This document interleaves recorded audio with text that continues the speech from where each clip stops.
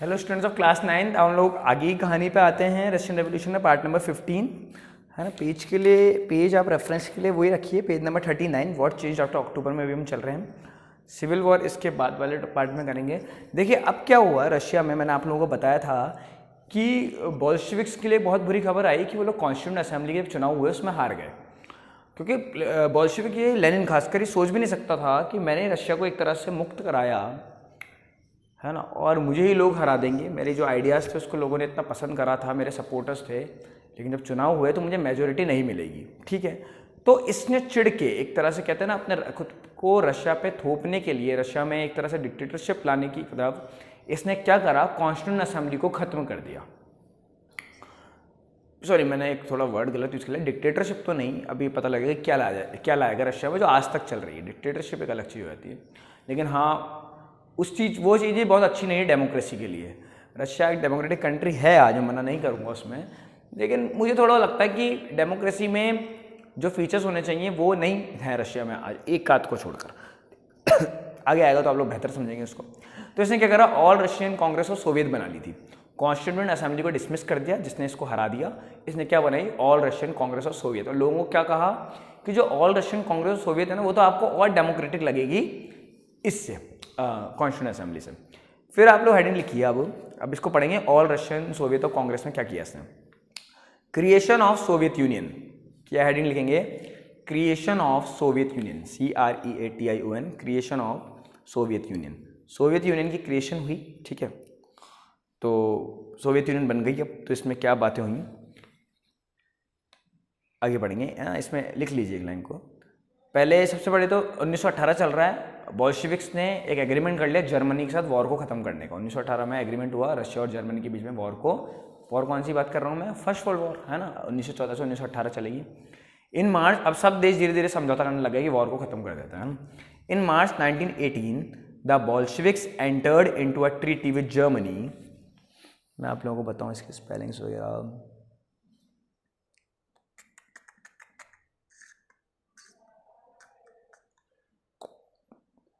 इसमें नहीं है क्या, नहीं ये है, देखिए आप लोग जो ये फोटो बनी हुई नीचे पिक्चर बनी है फिगर 13, इसके ऊपर देखिए बिल्कुल है ना।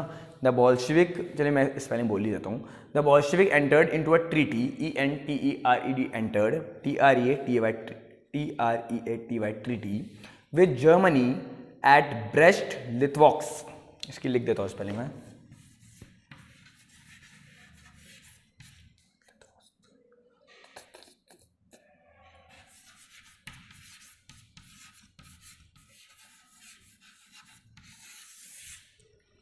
ठीक है, तो जर्मनी के साथ ट्रीटी कहीं ब्रेस्ट लिथवॉक्स में, BRESTLITOVSK में है ना। ब्रेस्ट लिथवॉक्स एक जगह का नाम है, वहाँ पे ट्रीटी हुई जर्मनी के साथ and ended the war with Germany. और इसमें हमने क्या करा, रशिया ने क्या करा, जर्मनी के साथ वॉर खत्म कर लिया and ended the war with Germany. फिर लिखेंगे फुल स्टॉप लगा के, the Bolsheviks become the only party to participate in the elections to the All Russian Congress of Soviets which was the parliament of the country. देखिए इसने constituent assembly हटा दी, मैं आपको 12 बता रहा हूँ क्या बनाई, all Russian Congress of Soviet. और क्या रूल निकाल दिया कि ये ना all Russian Congress of Soviet में सिर्फ एक ही पार्टी चुनाव लड़ेगी, बोल्शेविक। यानी कि हमने स्कूल में रेस आयोजित की, रेस रखी और उसमें एक ही बच्चा दौड़ेगा, तो जीतेगा भी वही है ना, हारेगा ही नहीं ना। जब एक ही बच्चा चुनाव लड़ेगा, एक ही पार्टी चुनाव लड़ेगी तो जीतेगी भी तो वही।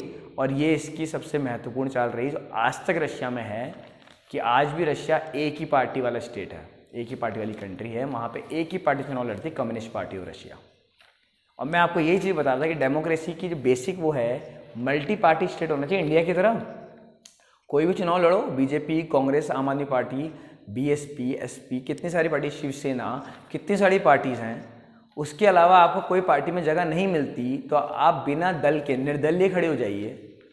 आज मैं चुनाव लड़ सकता हूँ, मुझे कोई पार्टी टिकट नहीं दी तो भी लड़ सकता हूँ, मैं अपने दम पे लड़ूँ, मेरे पास पॉपुलैरिटी होनी चाहिए बस, है ना। तो इंडिया में कितने इंडिपेंडेंस है आप ये देखिए इस बात को लेकर। और रशिया और एक चाइना में भी ये वन पार्टी स्टेट है, ठीक है, सिर्फ कम्युनिस्ट पार्टी चलती है।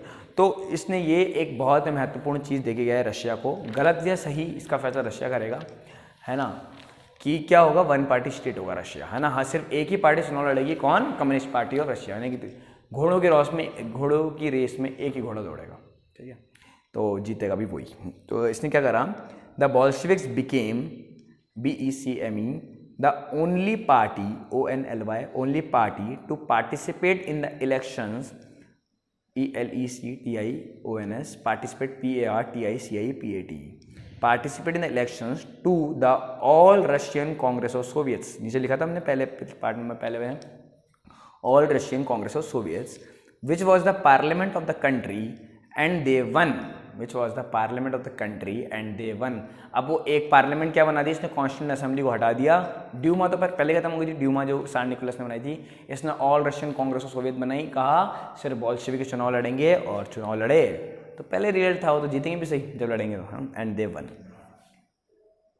सो इसमें लिखेंगे सो Russia become a one party state, so Russia become a one party state. The ball फिर लिखेंगे, अब देखिए कितना बुरा, चलिए वो भी हो गया। मैं तो कहता हूँ कि आपने सबको हटा दिया, खुद ने चुनाव लड़ा और आप जीत भी गए, वो वहाँ तक भी ठीक था कि आपकी सरकार बन गई।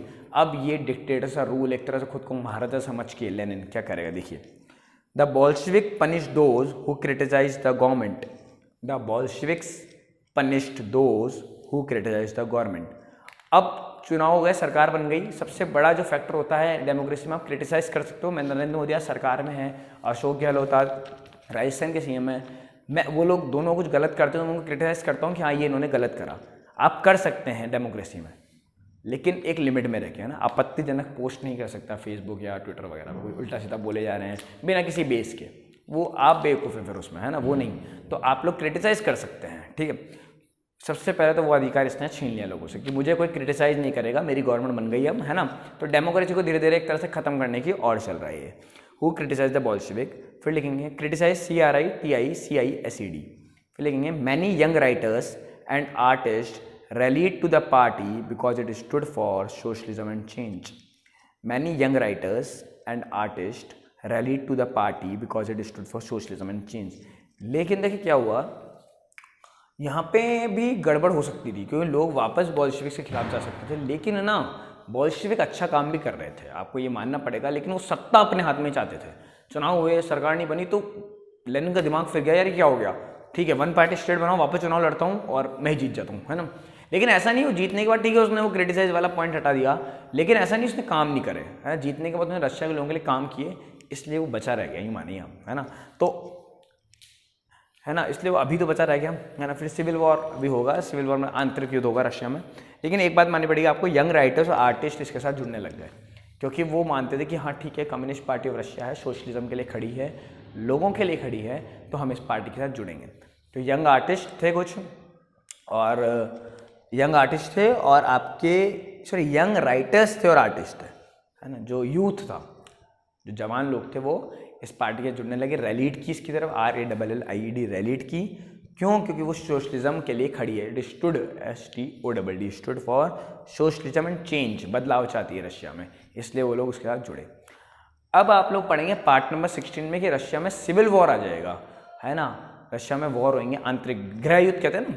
सिविल वॉर क्या होता है? गृह युद्ध। अंदर ही, घर के अंदर ही, आप घर मतलब आपके रशिया के अंदर ही, एक देश के अंदर ही, एक देश घर की तरह माने, तो उसमें ही लोग जब लड़ जाएं अंदर ही अंदर, बाहर का कोई कंट्री उसमें पार्टिसिपेट ना करे, उसे सिविल वॉर कहते हैं। जो रशिया में होएगा, बहुत सारे लोग मारे जाएंगे उसमें, ठीक है। इसलिए हम लोग पार्ट नंबर 16 में करते हैं। Thank you.